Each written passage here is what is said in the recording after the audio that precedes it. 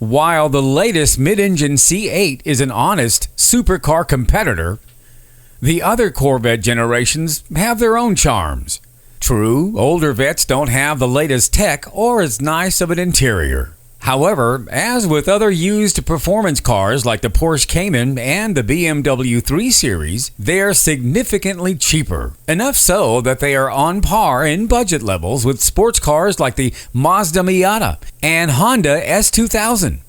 And if you want to take your virtual racing skills onto a real track, the C5 Corvette is a great entryway. The 1997 C5 Chevy Corvette was a noticeable improvement over its predecessor. The redesign brought a new chassis and a new rear axle for better weight distribution.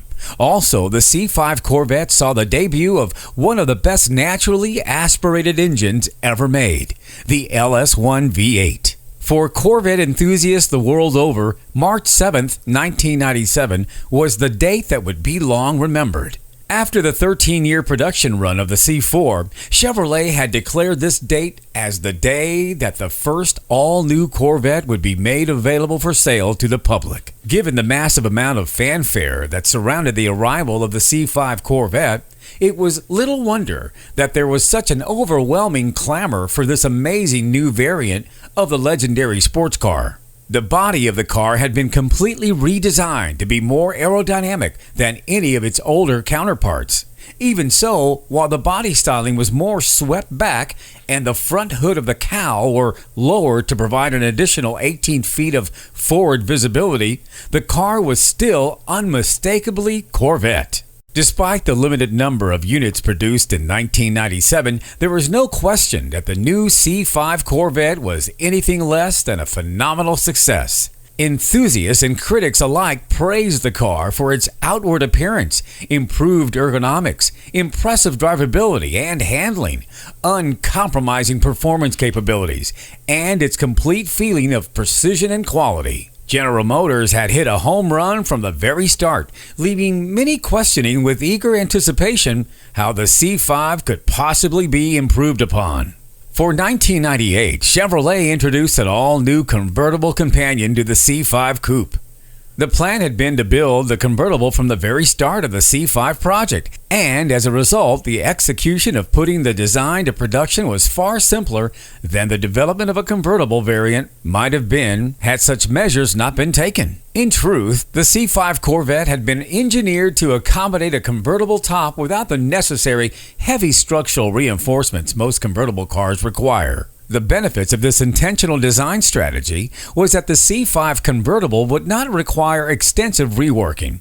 It would weigh just 1 pound more than the coupe, and it would retain almost all of the structural rigidity of its coupe counterpart. While sales campaigns would have to be selectively tailored to properly reflect the added benefit of purchasing a no-frills Corvette, it was decided that for the 1999 model year, Chevrolet would move forward with a new variant of the Corvette, one that would focus on eliminating otherwise unnecessary features in favor of producing a performance-enhanced, reduced-weight vehicle.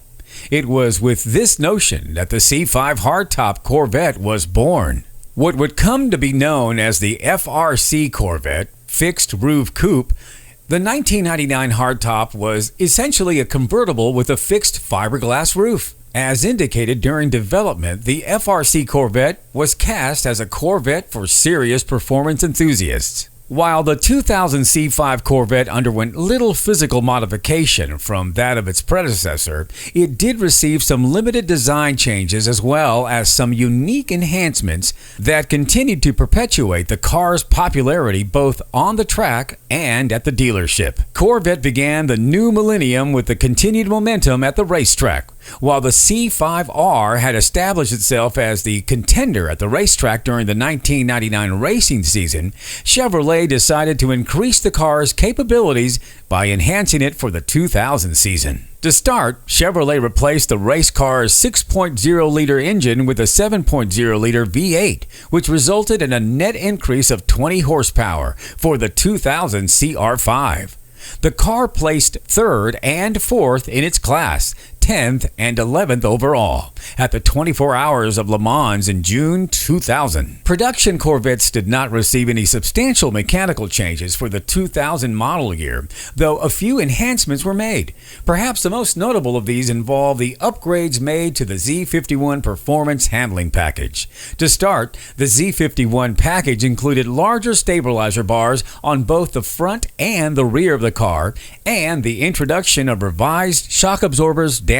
While these changes did not produce a notably stiffer ride, they did improve handling, especially in transient maneuvers, by increasing roll stiffness. Cosmetically, there were virtually no changes made to the car design, although there were some minor improvements made to the detailing on the car. Most significant of these changes was the modification made to the 5-spoke standard aluminum wheels. The new wheels were now fully forged with a flow-formed rim for greater durability, even though the new wheels featured thinner spokes than its predecessors. To commemorate the arrival of the new millennium, Chevrolet offered 2 new paint colors for the 2000 model year: Millennium Yellow and Dark Bowling Green Metallic.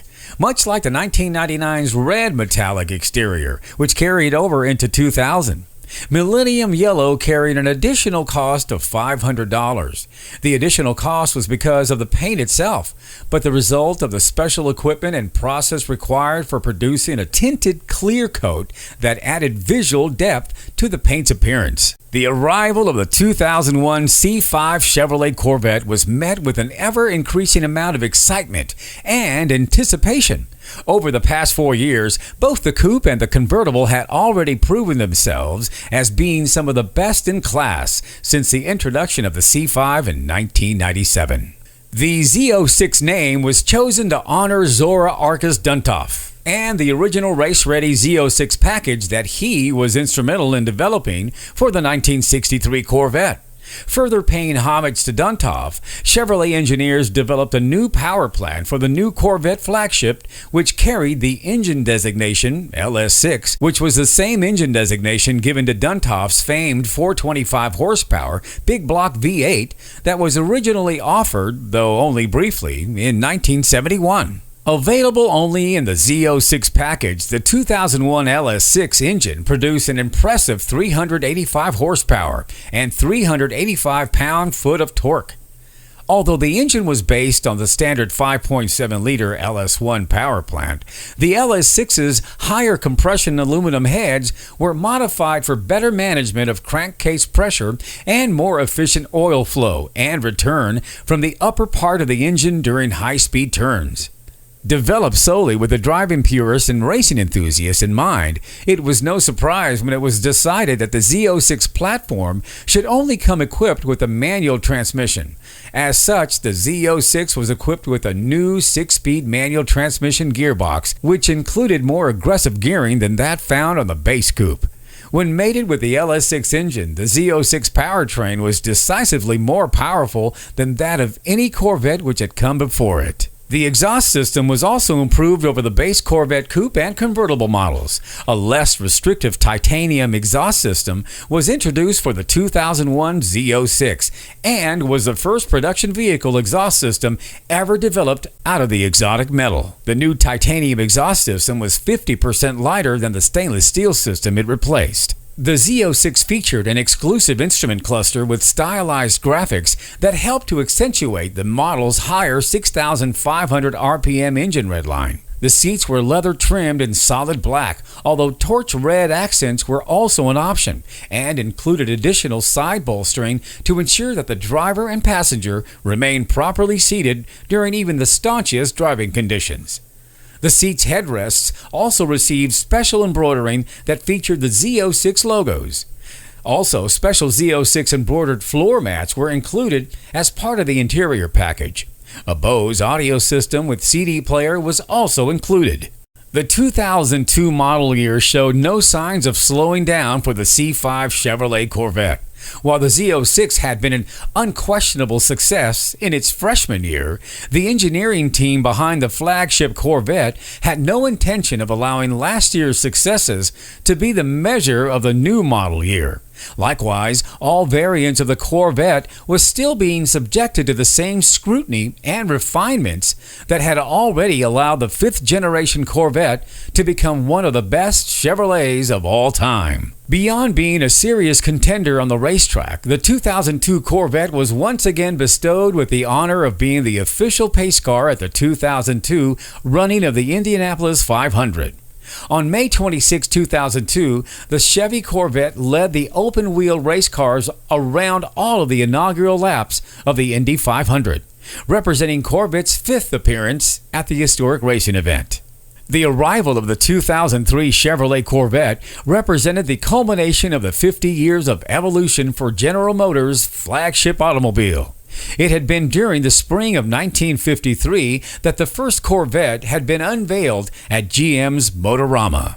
Now, with 50 years behind it, Chevrolet executives were prepared to commemorate the half-century-old sports car through a series of planned events that included the introduction of a special edition 2003 C5 Corvette. The 50th Anniversary Special Edition Corvette package, available only on base coupes and convertibles, consisted of a special metallic burgundy anniversary red exterior with champagne-colored wheels and specific Anniversary Edition badging. Complementing the exterior, a shale-colored interior was highlighted with embroidered emblems on the seats and floor mats, armrests, and grips. All Corvettes, coupes, convertibles, and the Z06 were fitted with special silver 50th anniversary emblems at the front and rear that featured the number 50 along with the signature Corvette Cross Flags logo. The arrival of the 2004 Chevy Corvette brought with it the official announcement that, as far as factory production of the C5 was concerned, this would be the final year for the fifth-generation model. Despite the growing rumors that an all-new Corvette was on the way, it had been decided that Chevrolet would continue to produce the Corvette so as not to leave a production gap, as they had in 1983 while ramping up production of the next-generation Corvette. Just the same, it was also decided that no notable changes should be made to the 2004 C5. However, General Motors, looking to commemorate the spectacular accomplishments that had been achieved by the C5 Corvette both on and off the racetrack during its 8-year production run, also decided to introduce a special commemorative edition Corvette for its final model year. Commemorative Edition 2004 Corvette was specifically designed to pay homage to Corvette's successful return to racing. All of the Commemorative Edition 2004 Corvettes were finished in a striking Le Mans blue paint with red-edged silver stripes that adorn the hood, roof, and rear deck lid. Special Le Mans 24 Hours emblems featuring Corvette's iconic Cross Flags trademark appeared on the nose of the tail of the car, and a matching emblem was embroidered into the headrests of the custom shale color interior leather seats. Completing the commemorative package on all the specially equipped coupes and convertibles was the introduction of polished alloy wheels. This option, which could be ordered as part of the regular 1SB preferred equipment group, was also made available at a moderate additional cost of $3,700 for either the coupe or convertible upgrade. The C5 was one of the most respected and most celebrated of all Corvettes to date. Another measure of the C5's overall success during its production run was the large number of units that were produced year after year. If one measures success in terms of total units manufactured and sold, then Corvette's numbers still reign supreme, with nearly 250,000 C5 Corvettes being sold in just 8 years. The general question that critics and enthusiasts alike were now asking was what General Motors had planned to top the success of the C5 Corvette. But that would come, as with all things, in good time.